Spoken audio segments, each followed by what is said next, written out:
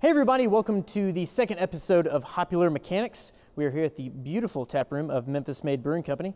I'll be speaking with Andy Ashby tonight about a few different things. Lucero, AB InBev. Watch to find out.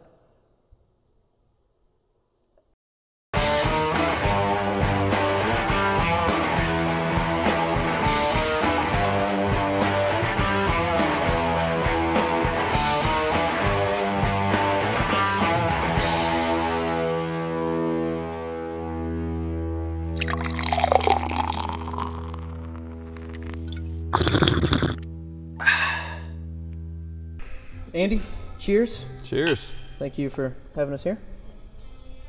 My pleasure. Thanks for coming. That is a mighty fine beer right there. Yes, it is. What are we drinking tonight, Andy? We are drinking all Sewn Up. It's an English pale ale we developed here at Memphis Made Brewing Company for the Lucero Family Picnic. Which is April 18th. April 18th, outside of Minglewood Hall. Yes. It's got Lucero, a great local band. It's got North Mississippi All-Stars, a bunch of other bands. And it's going to be a good time. But we brewed this, and we're actually really excited about it because it was a fun kind of passion project for us. You know, we've always been big fans of the band. Of course. And so we call this one, it's called All Sewn Up. It's after a song on their first album. And it came about really pretty naturally, actually. It started with a knock on the door, as it were. I was behind that intermodal container, just sitting there doing paperwork, as any small businessman will do. Gotta do it. And you know, I almost didn't get up, and I was just kind of like, you know, it's probably somebody wanting to sell me something I don't want to buy. And I finally got up, walked all the way across the brewery to it, and opened up the door, and it turns out John C. Stubblefield, the bassist for Lucero, was at the bottom of the stairs, and he was actually walking away. And you know, he just basically said, hey, you know, I wanted to talk to you about maybe brewing a beer for us.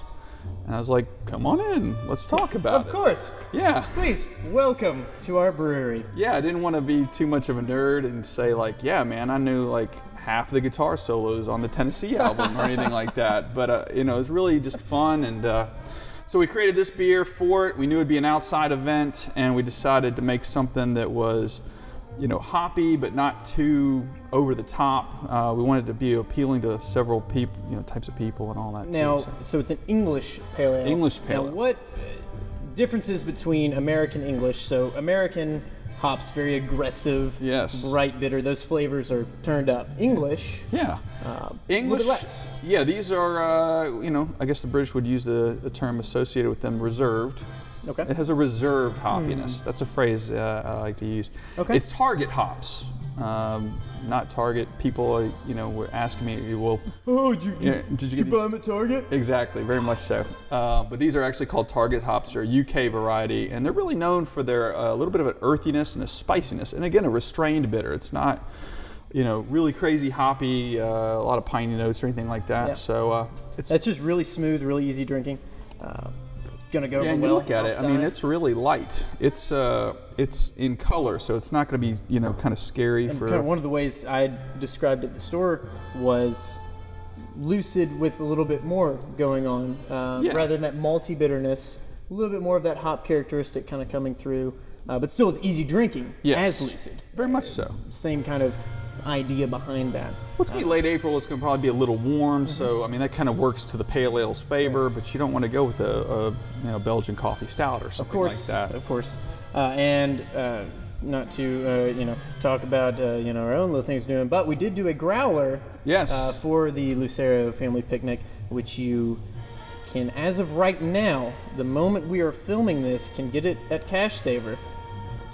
But there's only about 300 left, so hurry up and go get it if you haven't gotten yours yet. But really excited to get to do that. Thank you for asking me, by the way, to do that. I don't know if I ever thanked you for that, for letting us do that. That was awesome for you to let us do that. Well, they were asking if we could do bottles, and we don't really bottle. We do some hand bottling. We haven't done it in a minute because we're just trying to keep up with demand. But we thought we could do growlers, and y'all are really close to Minglewood Hall, so it just really made sense. And we're trying to keep everything local, that's just part of our general theme. And so it's like a local band, it's a local venue, a local beer, your local growler shop. Right. I mean, if we could have gotten the growlers made locally, we would have. Of course, of course. And speaking of local business, small business, one of the trends that has kind of come about with craft beer becoming so big is these bigger breweries. Sure. AB InBev, Pabst has bought a few small ones, kind of coming in. Miller Coors has invested in some breweries. AB InBev, kind of an easy one to look at. You can kind of see what they've done. They purchased Goose Island, Sure. producing that. They just bought 10 Barrel Brewing in the Northwest, Blue Point out of New York. They just tried to buy Cigar City out of Florida. Does it worry you at all about these bigger macrobreweries getting their hands into the craft game? Does it concern you, or do you just see it as it is what it is? Well, I mean, it doesn't really concern me in the short term because I think it's so far ashore, or so far away rather, it's not really going to affect us here in Memphis for some time. But I mean, if I look at it as a businessman, I just think it's kind of smart strategy of the, if you can't beat them, join them kind of mindset. That said, they're in no way, shape, or form in any trouble. As Budweiser, I mean, still 90% of the market is right. non-craft beer. But from a business point of view, instead of trying to do other things, this was a smart way of kind of going about it. But I also kind of view it as it's just what they do. It's a business mindset. It's a shark being a shark. Does that make the shark bad? No, it's just what a shark does. That said, I mean, as just like for the love of craft beer and just taking the business out of it, it's a little unsettling. I mean, I can understand the mindset of wanting to kind of get those resources and putting that on. I mean, just having their access to hops and grain and malt and buying just, those bulk quantities. Yeah, and you're not going to be spending as much. And just kind of get that beer out there. When you can kind of let all your dreams kind of come true, and you have the capital to back you up. Right. But I've always kind of thought, and I mean Drew and I have always thought, beer is a local product, and it's just kind of, I don't know, it doesn't sit well with me really as just a beer lover, because I like the idea of meeting the brewery owner and just kind of seeing them make it. And that happens. You'll just be in the store, coming to see me if we need some beer, just popping in, and you're always quick to introduce yourself. Hi, I'm Andy, and that's, I think most people like that. I would say most people like it more than they don't like it, and Goose Island's there, and that's great, and they do make some great beers. Yeah. But you don't know who that is, and you don't know where that money's going necessarily, I guess. But sure, it's interesting to see it happening and where it's going to go. I'm interested to see, especially with them trying to buy someone like Cigar City and then getting a no. That's going to be interesting. Well, and then I think they bought, I guess, Elysian Brewing. They did get Elysian. Elysian was the one with the pumpkin peach. Yes, ale and one of their co-founders just quit as a result. Did they? Yeah, just I mean, breaking news. That's what. But you heard it here first on Hopular Mechanics. So founder of Elysian steps down. So from a business decision, I remember him. Was that the one who saw it on who saw the commercial on the Super Bowl? I'm not sure. I know there was a story where the guy. If you know what we're talking about, Budweiser ran an ad during the Super Bowl. I'm sorry, it's InBev Anheuser-Busch. Or whatever. And AB InBev ran an ad for Budweiser saying it was brewed the hard way. That was the ad campaign, and they referenced that they wouldn't fuss over beer like a pumpkin peach ale, which Elysian, who they just bought as a small craft brewery, brewed a pumpkin peach ale. Maybe you should have done a little bit more research on that. That's where we're talking about on that. I did not know he stepped down, though. Yeah, I just read about that. And, I mean, so it just kind of goes to show, again, these are very sound business decisions. Sure. But, they sit well with the head, but sometimes not well with, like, the heart, and how you actually think about beer. So, one of our little segments here, we call it Hopstradamus. We make a prediction about beer. It can be about any kind of beer, anywhere in the world. Andy, take on the spirit of Hopstradamus, what is your prediction about beer? Let's say, and I think with Michael we did it with the next year to 5 years, somewhere in there. The next year to 5 years. You know, I think I'm gonna go big here. I'm gonna go national. Uh-oh. Yeah. What you got? I'm looking beyond. I think we're going to see a little bit more of a return, a focus, whatnot, on malty beers, and just more complex malty beers. Actually, I mean, there's some. I mean, America's right now in love with hops. IPAs are the fastest growing category. Bright, bitter, as aggressive as you can get. Please, I want it. Yeah. I mean, one time I walked into a bar, no lie, they had 8 taps, 4 of them were IPAs, and I gave them 3 options of our beers, and they chose another IPA. And we still sold a lot of beer there. I mean, so people are really into it. I think Memphians are kind of catching up to the national trends a little bit that way. But I was reading an interesting article about kind of craft maltsters, basically people who make the malt, and how there's some popping up in Asheville, and some of the, I think one popped up in Minnesota. And they're kind of like craft beer was, the breweries were, maybe 5-10 years ago. Okay. And, you know, right now there's only, you know, a handful of maltsters that basically service the entire industry. And it's kind of like, you know, when Bud Miller Coors were the big guys back in the day. Well, now you're getting these smaller operations, and they're able to do small batches and specialized kind of, you know, preparations for particular beers. You say, hey, this is the beer I'm brewing. Yeah. This malt works, but I wish it was a little bit more roasty. Just make it easy. Sure, we got that. And they'll work with you, much like, you know, we just brewed a beer for Lucero. We did 10 barrels, and we did it, and we're done with it, and, you know, we made it specifically for them. Well, these guys could probably talk to probably more of a regional, or even, I mean, depending on how small they want to go, and create something specifically to make that beer better.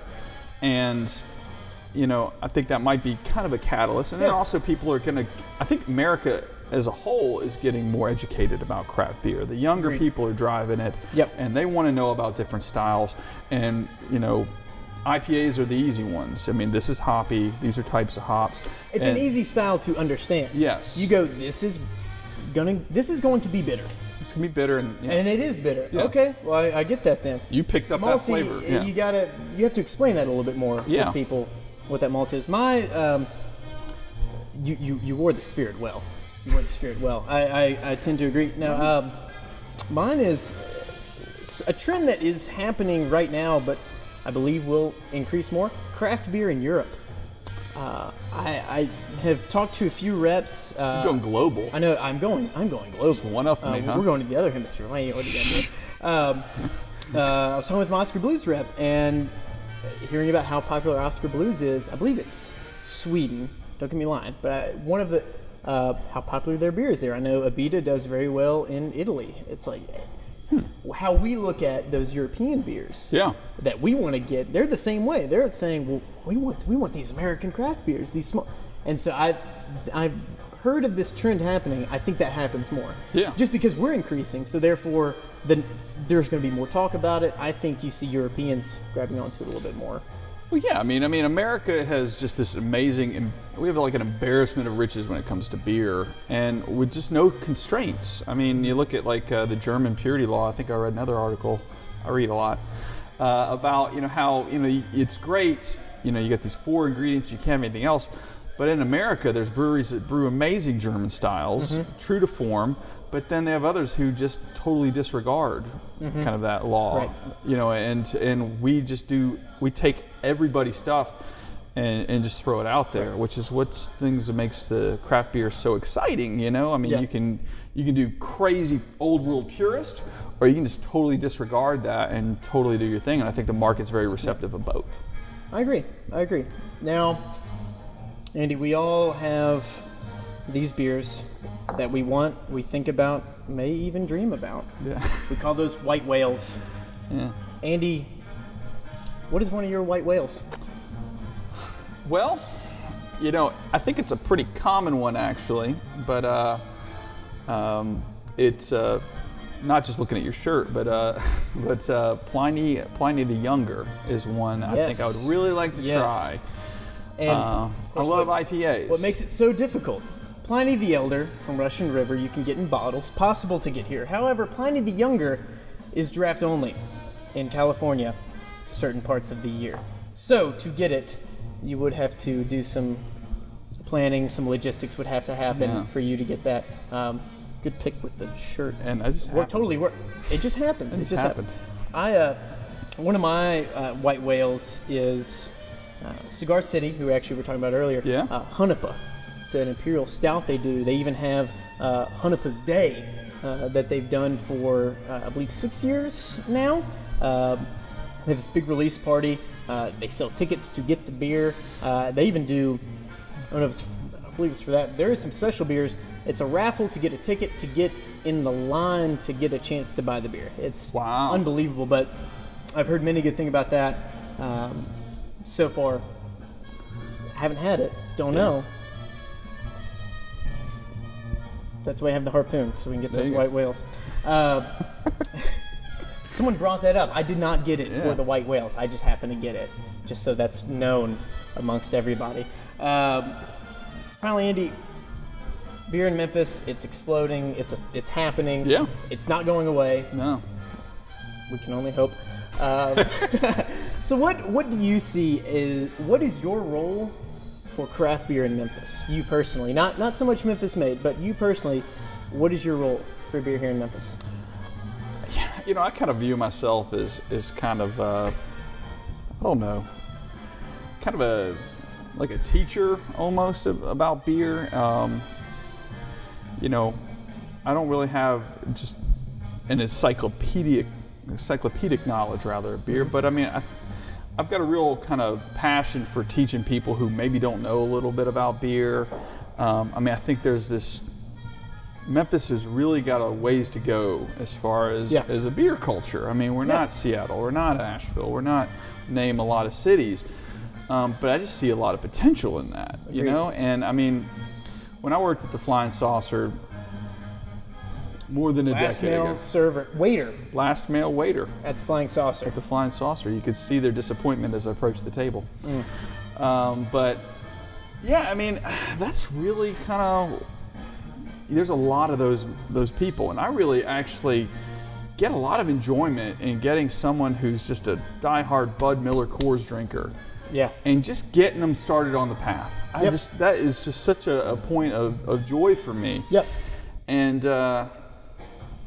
yeah, and then to talk about about the difference about the IPA and the English Pale Ale, and to see him kind of get some understanding out of it.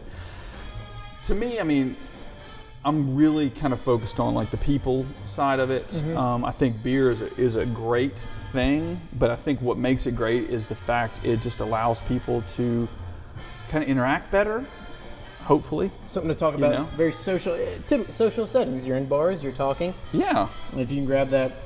I'll take, we've done a podcast before, and we seem to, I don't know, I almost feel like we're meant to be brothers. We should have a show. I don't know. This works. I like this. I like how this feels.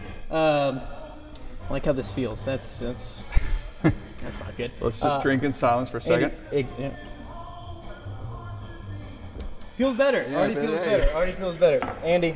Cheers, man. Thank you so much. Thanks Great time. Thank you for letting us come into this beautiful bar that is Memphis Made's Tap Room, open 4 to 9 on Fridays, and soon to be on Saturdays. Hopped is the big event launching it. That is April 25th with Mighty Souls Brass Band, a local band, Goner Records. That's going to be a fun time. Bluegrass. We're going to have food trucks. Yeah, it's going to be a great time. We're going to be with pint glasses too. Pint glasses. Who doesn't love a free pint glass? So be looking out for that. I'm sure we'll be sending something out on our Twitter along with updates about the web series, so on and so forth, at Hopular Mechanics. That's with an X. Thanks, Twitter, for only allowing 15 characters and making me work a little bit harder. So I appreciate it. Thanks, everybody, for watching, and look out for the next episode of Hopular Mechanics. Cheers. Cheers.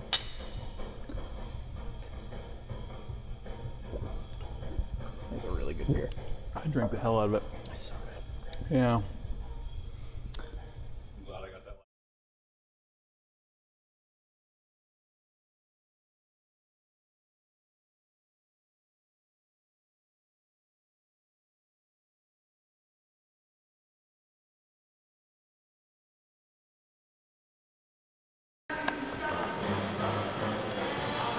Yeah, I got is that just is that straight up a brush, mustache brush, and comb. Is that steel?